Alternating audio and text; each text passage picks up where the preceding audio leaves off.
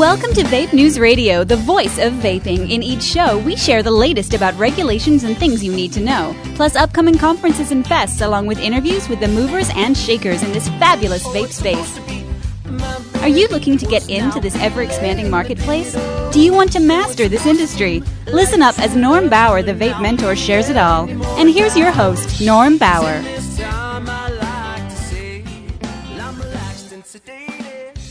Hello and welcome to Vape Radio, the voice of vaping, and this is show number 81. I'm Norm Bauer with Vape Mentors, and today's show is sponsored by Level 13. If you don't have your own line of e-liquids, or if you have one that you don't think you're going to be able to keep, please let us know. Give me a call, send us a note, norm@vapementors.com. The show you're about to hear is not intended to be a scary one, but I warn you, it may be. Halloween is coming, and what is happening in the vape world is all trick and no treat. Today we'll be talking with someone that many of you know. Though she is no longer director of SFATA, you probably know of Cynthia Cabrera. She has been a leader in vaping advocacy for many years and been a friend and supporter of ours as we have of her. Today we're going to be talking about a campaign called No on 56 in California, and also about another law on the other side of the country in my old home state of Pennsylvania. D-Day, also known as August 8th, has passed and the rumblings continue. Many are still unsure what this all means exactly, and everyone seems to be playing ball for now. I am seeing some pushback. People are asking, how will the FDA know if I'm doing things right or not? Do they have spies on the street? What enforcement power do they have? We don't have answers to some of those questions, but the bottom line is that many are going to start being, I'm going to call it subversive, doing things on the sly, seeing what they can and what we can get away with. So it's going to be very interesting to watch. Some other things I wanted to share. There's a movie that everyone is talking about called A Billion Lives, and it's now almost live. The movie was directed by Aaron Biebert, which documents the realities of the vaping world, and it was officially premiered in Aaron's hometown of Milwaukee recently. It was a black tie event, and also they had a showing at Vape Jam in Oklahoma City. Now they're looking for a national launch, and we will be needing your help. I'll be interviewing Aaron on a future show and talk about that and how you can be part of the movement. And finally, I want to provide some insight on the international vape scene. I've been in Europe twice in the past 3 months and spoke in Amsterdam, Prague, and Warsaw, plus also visited Dublin, Cologne, and Paris. I spoke with people from all over the European continent and especially from Russia and Kiev, and here's what I see happening. The European market is ripe for massive expansion. I see it as being where we were in the U.S. from a marketing perspective. There was very little vaping there that I saw in the street and very few vape shops. And smokers? Hell, they were everywhere. I was shocked to see cigarette vending machines on the street in Germany, in the middle of a residential neighborhood. Left me speechless. I also wanted to remind you that we're opening a new division called PMTA Advisors to help you with options and choices and give you guidance moving forward. This is primarily for those of you that are making juice. After the interview you're about to hear, I'll have some closing remarks, but pay attention for the next 30 minutes or so. Also want to remind you that Vape U3, our Vape Summit, which was 4 days and 20 hours with 20 of the most amazing thought leaders in the vape space, is still available for just $197. So let us know here at vapementors.com. And now, on with the show. Okay, everybody, welcome back to Vape Radio, the voice of vaping. And today we're going to be talking about something that I wish I could say was different, but it's not. And the truth is this show that you're about to hear is not intended to be a scary one, but I do warn you, it may be. Halloween is coming, and what is happening in the world of vape is all trick and unfortunately no treat. Everyone is focused on the FDA, and of course they are the biggest and the baddest of the group, but there are goblins and gremlins much closer to you. The FDA is really just the point of the sword, but there are many that are following their lead. Some are in your city, some are in your state capital, and even though our conversation today is about a specific proposal in California called Prop 56, it is a dangerous sign of things to come. Now, in our state of California, proposition is the first step towards making something a law, and it's designed to engage the public and get their buy-in. They've been used for decades, and sometimes they're done for the right reasons, and sometimes it's a smokescreen or a facade for a special interest or special groups. So today I'm going to be talking with someone that many of you will know. Though she's no longer the Executive Director of SFATA, you mostly know of the name of Cynthia Cabrera. She has been a leader of vaping advocacy for years. She's been a friend and supporter of ours as we have of hers. So today we're going to talk about Proposition 56 in California and also about another law on the other side of the country in my old home state of Pennsylvania. So Cynthia, welcome back. Thank you very much, Norm. I have to say that was the best setup to any interview. Yeah, well, you know what? I thought about our conversation. I thought I got to tie this together with the holidays, which is Halloween, which of course is a scary time of year, and all the stuff that's going down in the industry it's scary stuff. Now, I don't know if you recall, but this is not your first time on Vape Radio, and our first show was show number 9. This is show number 82, and that was in May of 2014. So let me ask you, Cynthia, what's new? Anything? Yeah, there's a few things that are new. So we've got our final deeming regs. I'm no longer with SFATA. Now I'm with the Kading Group. The vapor industry, has just chugged along. But honestly, I think one day I'm just going to sit down and chronicle, what do you call it? The milestones in the vape industry. There are certain points you're walking, down a lane and then it just pivots one way and you can go this way, you can go that way. But the outcome is entirely different depending on which way you go. And the vapor industry is so reflective of that. We've had a lot of changes, Norm, in those 70 shows since. Yeah, 2.5 years. So I'll tell you what, before we get into what's happening now, why don't you give everyone a little bit of a background of yourself? Because seriously, not to blow smoke or anything like that, but if I was to make a list of what I call significant people who have really made an impact on the vaping industry, there's probably about a half a dozen, and you are absolutely within that very esteemed organization. So tell us a little bit about yourself, how you got involved in this industry of vaping, and maybe a little bit of your experience. And then what we'll do is that we'll talk about where we are today, because, we truly could make this go on for hours, but guys, we're not going to do that to you. We want to talk about, obviously, the deeming now that they are in place and how the ripple effects are being created. And so kind of tell us a little bit about what in the world got you into this crazy world? Well, almost 6 years ago, 5.5 years now, I started working for a company that was an online retailer of vapor products. And they had the Cigalite products at the time. And I was hired as their VP of compliance and logistics. And I guess because of my job position or that the compliance part, when the SFAT idea, and it wasn't called SFATA back then, but when that idea came up, which was in 2011, it landed in my department. And so from day one, I was just working on this thing. And what a fascinating experience. It was really something. I was there for about 3 years as an employee. The first year and a half, I worked my other job and did the work at the organization. And then when I got there were 4 members. And by the time I left, there were over 1,100 or 1,200 or something like that. But during the time that I did that job, I got to meet the most fascinating and interesting people. Public health people from different parts of the world. I was in some confrontations with people that just are bitterly anti-vapor. They think it's the new devil and, almost having insults hurled at me because I'm defending vapor, just all kinds of things. But we've seen so many changes at the state levels and obviously the federal issues. I lost track of how many trips I made to OMB to plead our case. But, the upside, it's been challenging. When I left my former position, I knew that I could do the work that I'm really good at in my new position. I would be able to use my reach and my connections and my contacts to help the vapor industry from this other position. And the thing is, Norm, it's changed.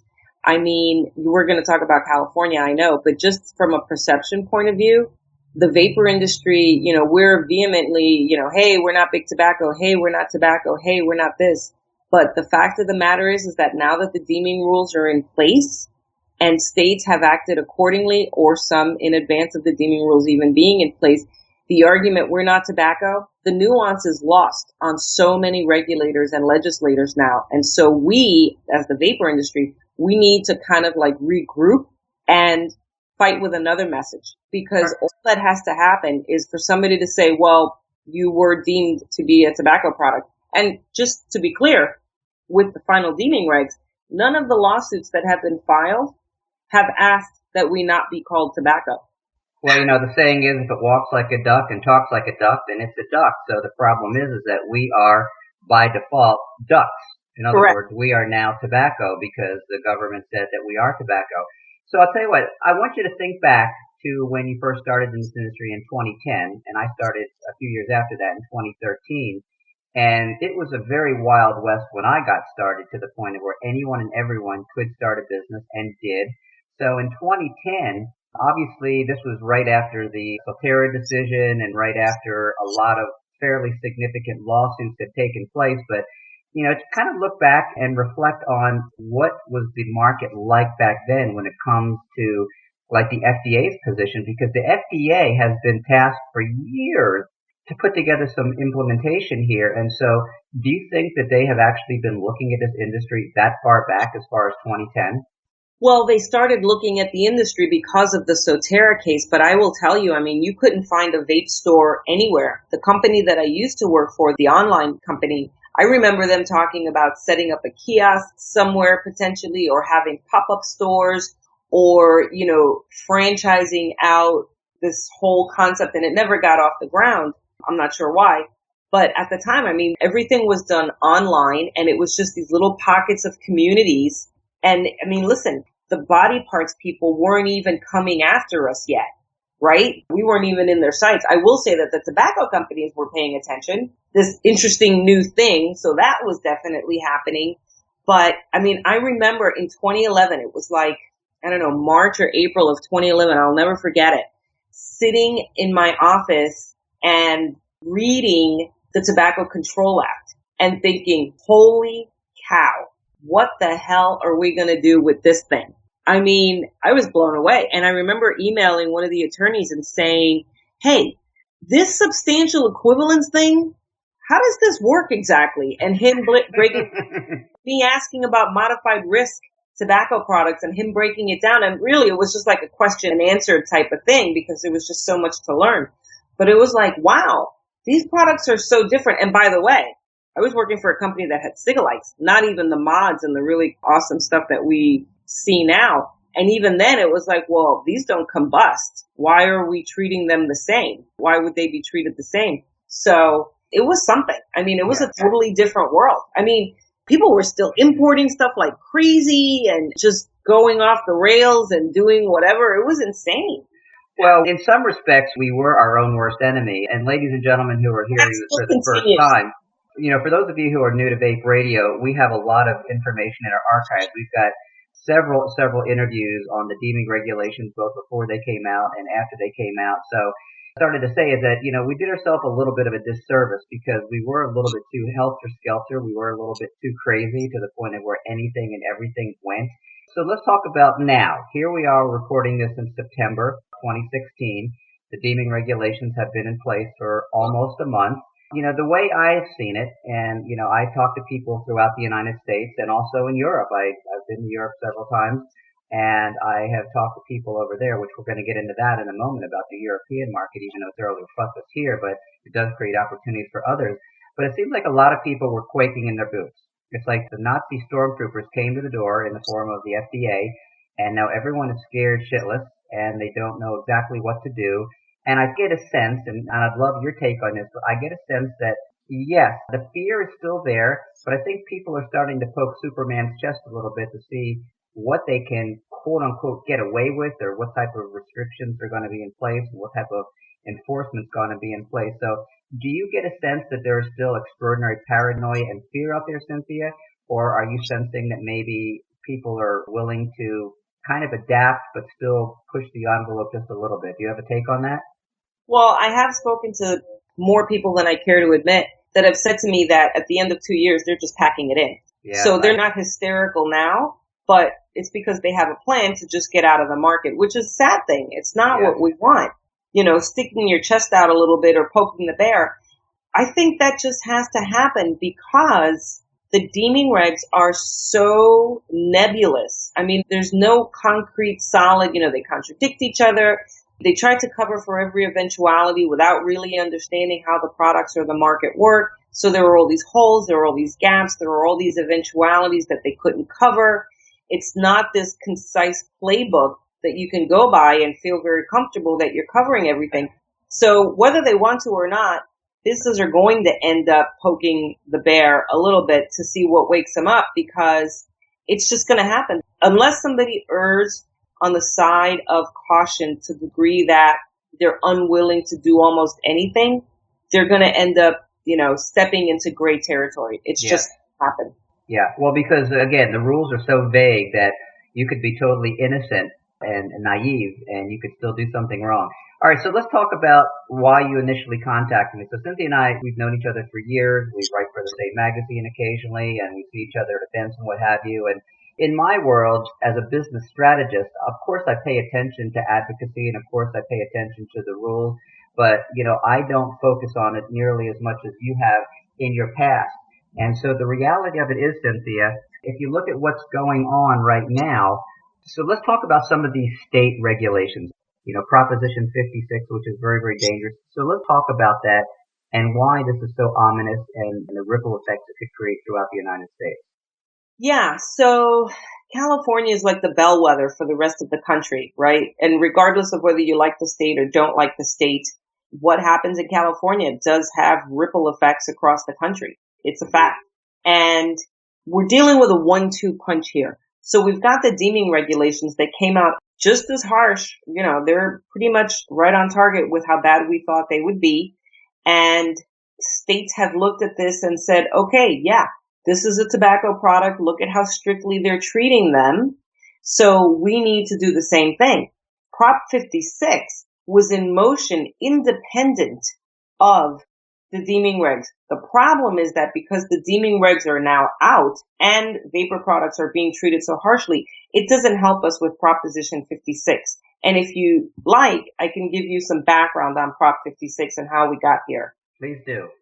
So in the state of California, there was a bill that had been proposed and a tax was included in there, and it would have been a tax on vape. It would have included a tax on vapor, and the bill did not pass. The SFATANational team, that was one of the ones they managed to get killed. The lobby team and the members worked really hard, and we were in California a lot working on that at the time. Well, it didn't pass, so the legislators used, and it was the legislators, and it went to the Attorney General's office, and it goes through this entire process, but what they figured out was that they could get this tax passed by just putting it on the ballot. So it doesn't have to go through a voting process. It doesn't have to be heard on the floor. It doesn't have to be heard before the session ends or whatever. They just put it on the ballot. And because this year is an election year, presidential election year, you can expect higher than usual voter turnout. So they had to go through a whole process of getting signatures. They had to get enough signatures in order to get this on the ballot, to get a referendum, and they got them. Yeah. And I remember going to meet with the Attorney General's office and sitting there and writing a letter and explaining why the way they were describing this tax, why it was going to be so detrimental to the vapor industry, because they were painting it as just, a tax on combusted tobacco. They didn't paint the full picture. Listen, multiple trips to the Attorney General's office, the Legislative Analyst's office, multiple trips, the Board of Equalization's office, multiple trips. Every single time writing letters, bringing supporting information, explaining why this was bad, meeting with California legislators and explaining, why this would be a problem. And it just sailed on through because California is vehemently anti-combusted tobacco. And remember, California was like ground zero, like one of the first states to just get really strict with smoking laws. And so Californians have this built-in, it's okay to knock down combusted tobacco. The problem is that now, as far as the state of California is concerned, vapor might as well be combusted tobacco. And when people go to the ballot, when voters go to the ballot in November, are they going to say no to a $2 a pack on cigarettes tax? So I'm going to insert some commentary here. So I'm originally an East Coast guy, but I've lived in California since '77. California, of course, is, as Cynthia said, is one of the leading states. It's what they call a bellwether state, which means things that happen here have a tendency to go elsewhere. And the state is extraordinarily health conscious. Obviously, you have the benefit of the weather and you have the benefit of the ocean and what have you. So smoking out here has been looked on with disdain for a long time. That is the irony of what I see happening, because obviously, as a non-smoker, I see vaping as being a wonderful alternative. And of course, we can't call it smoking cessation device. But for this conversation, you and I and all the people that are listening. We can call it whatever the damn well we please. So the reality of it is that that's the irony here. Is that here they want to throw out the proverbial baby with the bathwater. They want to scold people and charge people for smoking combustible cigarettes, and that's awesome. But now, because we are, now we're walking like a duck and talking like a duck, we are going to be penalized as well. So now what's going to happen? You have people who don't want to smoke and maybe can't afford the vape. So what else are they going to do? Even with the increase of tax of cigarettes, they will possibly be more affordable than vaping products after this tax goes in place. So it's a convoluted circle jerk that seems to be spiraling down a sink into a very, very bad outcome for the vaping industry. So in your view, Cynthia, because again, we want to talk about California, but we also want to talk about Pennsylvania. So do you think that this could, for the most part, annihilate the vaping industry in the state of California? I do. So just to put it into context, in Pennsylvania, at the last minute, they pushed through a 40% tax in the state of Pennsylvania, wholesale tax. And they also added a floor tax, which California may not have to deal with. But they also added a floor tax. So in Pennsylvania, they just added 40% to the cost of any vapor product. All right, so let's put that in perspective. Your local shop, Joe's Vape Shop, is paying $10 for a bottle of D-Liquid, so it's costing him $10. Now it's costing him $14. And so that now equates to more at the retail end, of course, for the consumer. But still, $4 on a product is not necessarily the deal breaker, or is it the deal breaker? It's a deal breaker enough that there are businesses in Pennsylvania closing their doors as we speak. Number one, they can't afford the floor tax. So what a floor tax is, that the day that a tax becomes effective, you have to write a check for the percentage, whatever the tax is, to cover what you have in your inventory at that time. So if you have whoa, hang on a second here, girl. So basically, you're paying tax on unsold inventory before it's actually sold? Yeah. For what you have in inventory the day that the law becomes effective. Wow. And so what if you end up not selling that product? What if for some reason it sits on your shelf for a year and it never gets sold? You pay tax on a product that you never sold. Yeah, it's kind of screwed. And to put it into further context, let's set aside the floor tax issue for now. California is looking at an estimated 60 to 68% of wholesale on vapor products. So now that $10 bottle of liquid is going to cost you $16 to $17, give or take. That's a deal breaker, I think. That could be a deal breaker for sure. People have been gravitating towards larger sizes, of course, because there's strength in volume, and this is just going to push them more towards that, so they're going to try to amortize it over a longer period of time. But wouldn't you agree that giving the comparison between vaping and cigarette smoking, analog cigarettes, it's still a cheaper alternative? I mean, every time I've looked at the number from all the people who are smarter than me, there's no question about it. Vaping is a far more affordable way to get your nicotine, or just to be able to save your habit. Without a doubt. And I mean, listen, it's a cheaper alternative just because vaping doesn't kill you. Smoking combusted cigarettes kills you. So, I mean, when you calculate the cost over a lifetime of having vaped or having smoked, I mean, you can put a price tag on it. And, to your point earlier, Norm, it is absolutely unbelievable that in the state of California, such a healthy state, they have not embraced vaping. It blows me away. I mean, you can thank Stanton Glantz for that, but it's incredible. So, one of the challenges that we have in the vaping industry is that we have a tendency to preach to the choir, which means that we have Facebook groups, we have Instagram groups, we have LinkedIn groups, we have groups, here, there, and everywhere. And we're all kind of encouraging each other to do something. We have, of course, the FATA and CASA and ABA and Not Blowing Smoke and VTA and all these organizations, and we all within an industry, we get the fact that we are fighting for our lives, literally and figuratively, and we're certainly fighting for our careers for those of us in the vaping industry.